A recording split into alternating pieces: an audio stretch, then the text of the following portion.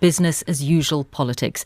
Caroline Lucas is the Green Party's candidate for Brighton Pavilion and is in our Westminster studio this morning. Good morning. Good morning. And part of what you're announcing today is a new energy policy. What are you proposing? That's right. What we're proposing is to tackle the cold homes crisis, which means that 2 million children grow up in cold homes, that the NHS has an extra budget of £1.3 billion because of the costs associated with cold homes. So what we want to do is to have a nationwide retrofit insulation programme, concentrating specifically on areas where fuel poverty is most serious. And we believe that if we invest in insulating people's homes, we can get their fuel bills down on a permanent basis. So we're not just talking about the kind of short-term fuel freeze that the Labour Party supports. We want to properly get fuel bills down permanently, but it would also get our climate change emissions down, and it would also create hundreds of thousands of jobs. And crucially, for every pound invested in this programme, it's been estimated about £1.27 comes back to the economy in terms of the benefits of the jobs, in terms of the reduction on the NHS bill. Not a new idea, though, is it? I mean, this government spent hundreds of millions of pounds on things like insulation. The Green Deal was worth about £300 million. Well, if only that were true, over the last 2 years, the number of energy efficiency measures being installed in UK homes has fallen by 80%. This government has had a woeful record on energy insulation. Maybe it means people don't want them. No, it means that for example, the government had what they called the Green Deal programme, but it had interest rates so high that it made it uneconomical for many people to go down that route. They didn't have a programme for people who were genuinely in fuel poverty without charging them more on their fuel bills. What we would do would be to roll out a free nationwide retrofit insulation programme concentrating on those areas where fuel poverty is most serious. We believe that if you were to do this run by the local authorities on a street-by-street basis, that would create, as I say, hundreds of thousands of jobs. It would get real momentum behind this programme, which the government's programme never did. And you also want an end to austerity, correct? We don't believe that yet more public spending cuts is the best way out of the economic crisis that we face. Does that mean that you rule out supporting a Labour budget that would include spending cuts? We've said that we would certainly rule out supporting a Conservative budget. When it comes to a minority Labour government, we would want to look at issues on a case-by-case basis. Right. So, for example, if they want to get Labour rid of... have committed to spending cuts if they are elected. So we can take it as read that is something they would want to do. They've committed to it. Well, let's see where the spending cuts finally fall. If they wanted to get rid of the road building programme, we'd support them on that. If they wanted to get rid of spending £100 billion on Trident nuclear weapons, we'd support them on that.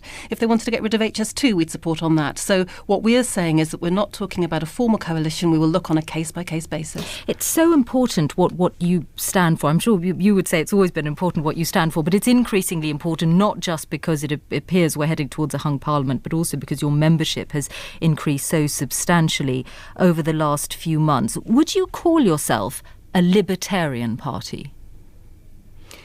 I'm not even sure that labels are terribly helpful, because then we'd have a discussion about what we mean by libertarian. I would say we are a party committed to redistribution, to social justice, and to crucially recognising that we live on a planet of finite resources, and unless we have that understanding at the heart of all of our policies, then we're not going to be able to live in a safe way into the future. That makes us different from all of the other parties. Right. Well, the reason I asked it in terms of whether you are libertarian or not, because it does seem that looking at the kinds of things you would want to do, there are an awful lot of bans involved. You would ban alcohol advertising. Natalie Bennett, your leader, refused to rule out on the Andrew Marr show the other day, banning an event like the Grand National.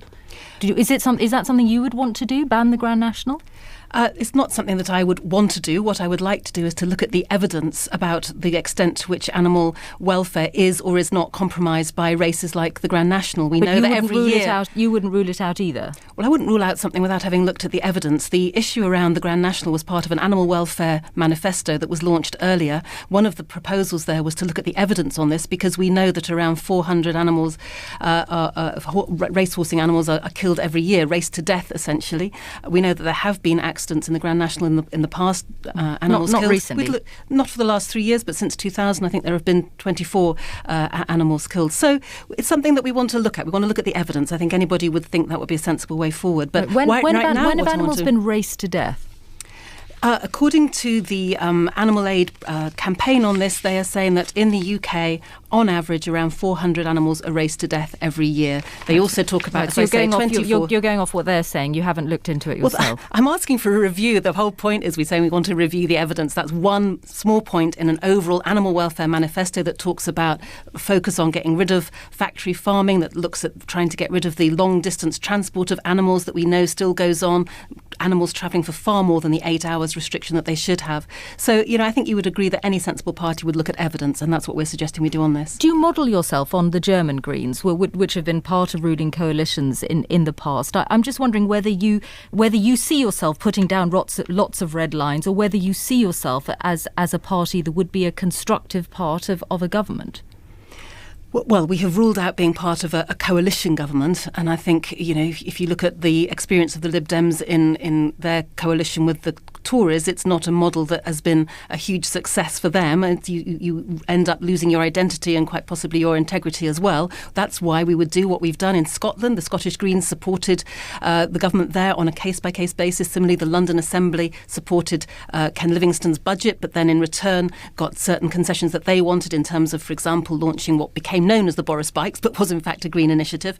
So a case-by-case basis is a much more effective way for a smaller party to make inroads. Caroline Lucas, thank you very much. Thank you.